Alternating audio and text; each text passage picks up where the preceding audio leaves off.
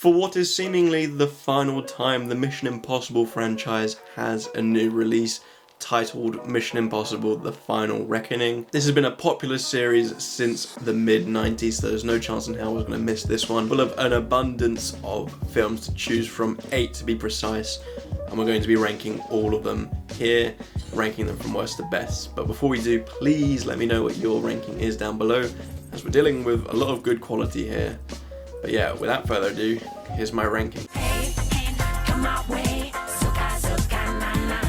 Unsurprisingly, in last place we have Mission Impossible 2, and I think you'll find that most people have this in last place. As a follow-up to a successful spy film, it was bizarre that this film switched up its tone and went for a more generic, cheesy spy film. Those silent, tense sequences from its predecessor are substituted with slow-motion action scenes and explosions, including bizarre music choices which just generate such a cheap feel amongst it all. On top of this, the tone and writing is just well below what it was previously, so it just, again, feels very cheap and corny, and combining a forced love triangle, nothing really came together well. John Woo attempted to take this franchise in a new direction already, and judging by the fact that this is the odd one out of the franchise, it kind of tells the story that this one just didn't really hit the mark.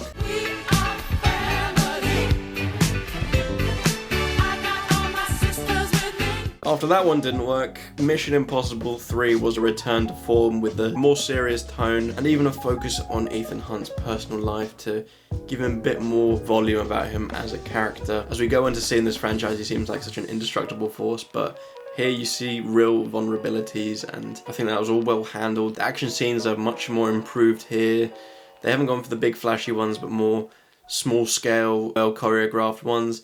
However, there are a few moments of shaky cam which can be distracting. Philip Seymour Hoffman stands out as the most threatening and the biggest presence of the villains in the franchise thus far. Even after seeing all the films, he's still up there with the best. This is still where the franchise was trying to figure itself out properly, but this was a much needed return to form after what had been quite an underwhelming Mission Impossible 2.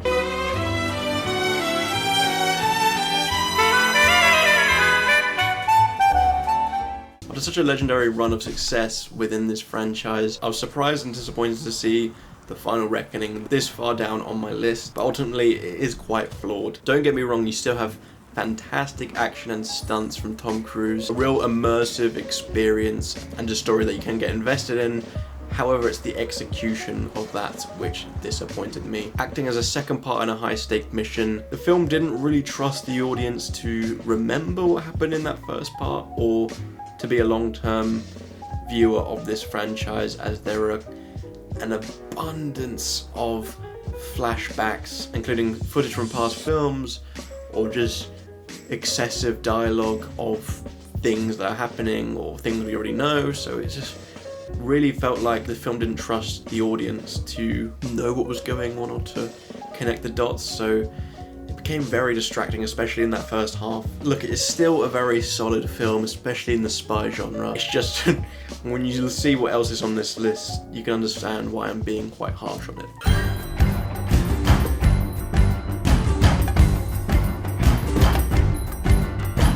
Here we are at the humble beginning of this franchise. Tom Cruise feels like an infant in this because he's so young, and obviously it's well before this franchise will become what it is today. And as a starting point, it is very solid, but you can tell it's a starting point. There is a strong tension throughout the entire film, but there's also some inconsistencies with the plot, certain reveals.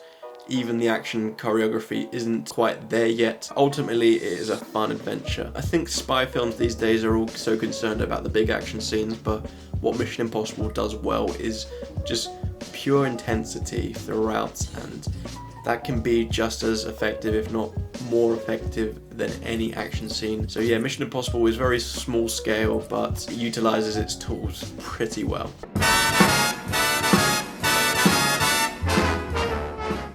This is where the franchise began its hot streak and really started to figure itself out, because Ghost Protocol is a nice mix of high stakes action with a bit of fun and charm to it, whilst also just being very serious. And not to mention, you have some brilliant action alongside that. This is where Tom Cruise began his tradition of those huge stunts that he's performed himself. He probably performed some before, but none to this scale going forward, and it just added an extra layer of immersion to it, hence why it's stuck around in every film since. The increased screen time of Simon Pegg really helped elevate the charm all around, you know.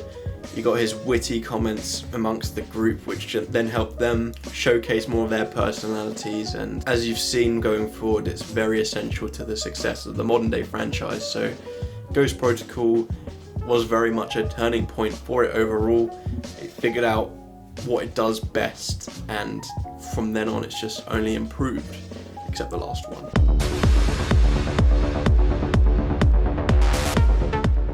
Perhaps controversial, but next up I do have Dead Reckoning. This was a film which very much got overlooked at the time because it released alongside Barbie and Oppenheimer. You know, there might have been a big thing about that, you might have to remind me. But no, this was a very strong film, and especially in the spy genre one, which hasn't received too much love in the past few years. And not to mention, it covers a very topical subject at the moment, which is AI.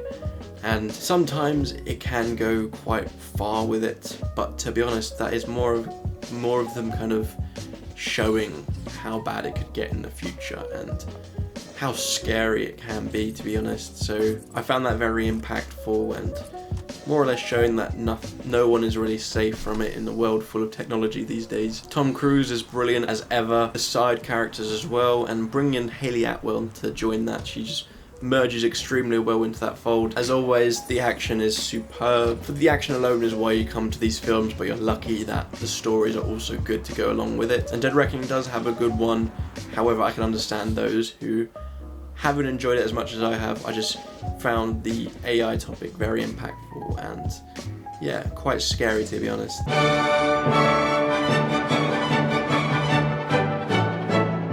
I've always got a soft spot for Rogue Nation because that's the film I watched first in the cinema from this franchise without having seen any of the other films, but even on its own I still thoroughly enjoyed it, and yeah, even on rewatch it's second on my list. Christopher McQuarrie continues the franchise down the path that Ghost Protocol laid, and to be honest, improved upon it. You know, you've got those high stake action sequences alongside an ambitious story which just works on every front. The side characters are growing more and more into it, and bringing Rebecca Ferguson in, she adds a nice dynamic to the mix and makes you unsure whether you should trust her or not. As this franchise has gone on, the inconsistencies continue to vanish, and Rogue Nation rarely misses a beat. It's a massive credit to a franchise if a film like this isn't even cracking your first place, but Rogue Nation is honestly a superb film by itself, and also just a superb action film.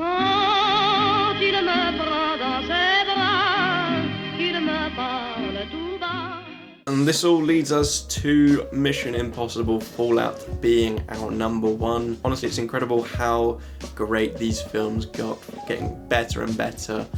And Christopher McQuarrie literally kept improving upon his work year after year. So massive credit to him, massive credit to Tom Cruise, who continues to do some insane stunts, which just ensure such an immersive experience and brilliant action. Whether it's small or large, Mission Impossible just always seems to make the stakes feel huge, and to be honest, they are huge in this film. So you really do feel the tension and what the consequences might be if Ethan Hunt doesn't save the day once again. So again, immersive experience. The way the film is written just captivates you. By this point, the side characters are just as important as Ethan Hunt himself. Also mixing in Henry Cavill to the mix is just the cherry on top. This is the strongest the Mission Impossible franchise has been, and honestly it's hard to get much better because every front is firing on all cylinders, not just making it the best film in the franchise, but also one of the best films of the century. That is my ranking of all 8 Mission Impossible films. If I had enough time, I would have included the TV show as well, but I didn't get around to watching it, unfortunately. But yeah, I know it's a tough ranking, but please let me know what yours is down below, because I'm interested to see. I feel like that Dead Reckoning pick might not merge well with too many of you, but let me know what you think regardless. Yeah, anyway, thank you for watching. I hope you did enjoy, and I hope to see you in my next video.